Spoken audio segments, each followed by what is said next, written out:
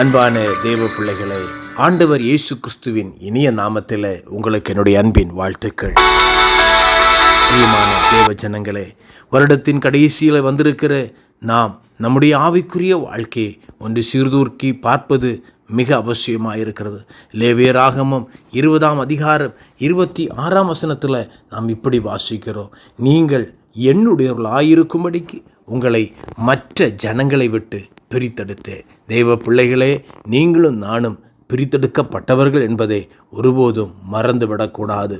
பாலாக்கினால் கூலி பேசப்பட்டு பீலேயாம் தீர்க்கதரிசி இஸ்ரவேல் ஜனங்களை சபிக்கும்படி கடந்து வருகிறான். ஆனால் சபிக்கும்படி கடந்து வந்த பிலேயாமுடைய வாயிலிருந்து வந்த வார்த்தைகள் எல்லாம் ஆசீர்வாதத்தின் வார்த்தைகள்.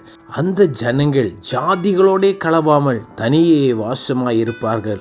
அவர்களுடைய தேவனாகிய கர்த்தர் அவர்களோடே இருக்கிறார். ராஜாவின் ஜெயகம்பீரம் அவர்களுக்குள்ளே இருக்கிறது. காண்டாமிருகத்துக்கொத்த பலன் அவர்களுக்கு உண்டு. பிரியமான தேவ ஜனங்களை, பிரித்தெடுக்கப்பட்ட ஜனம் எப்படி இருக்கிறார்கள்?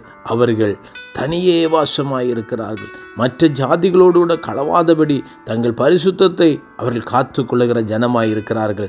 எனவே அவர்களோடு கூட தேவன் இருக்கிறார். ராஜாவின் ஜெயகம்பீரம் அவர்களுக்குள்ளே இருக்கிறது. காண்டாமிருகத்துக்கொத்த பலனை அவர்களுக்கு கொடுத்து கர்த்தர் நடத்துகிறார். எனவே நடந்தது என்ன?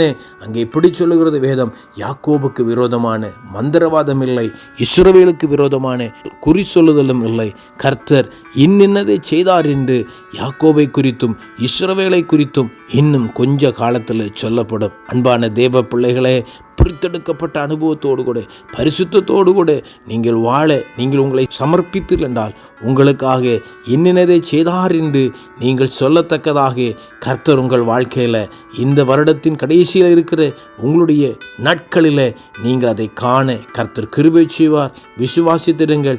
கர்த்தர் உங்களுக்காக இன்னினதை செய்தார் என்று நீங்கள் வருடத்தின் துவக்கத்தில் எழும்பி சாட்சி சொல்லத்தக்கதாக உங்களை அவர் ஆசீர்வதிப்பார். இஸ்ரவேலின் ராஜாவின் ஜெயகம்பீரம் உங்களுக்குள்ளே இருக்கிறது.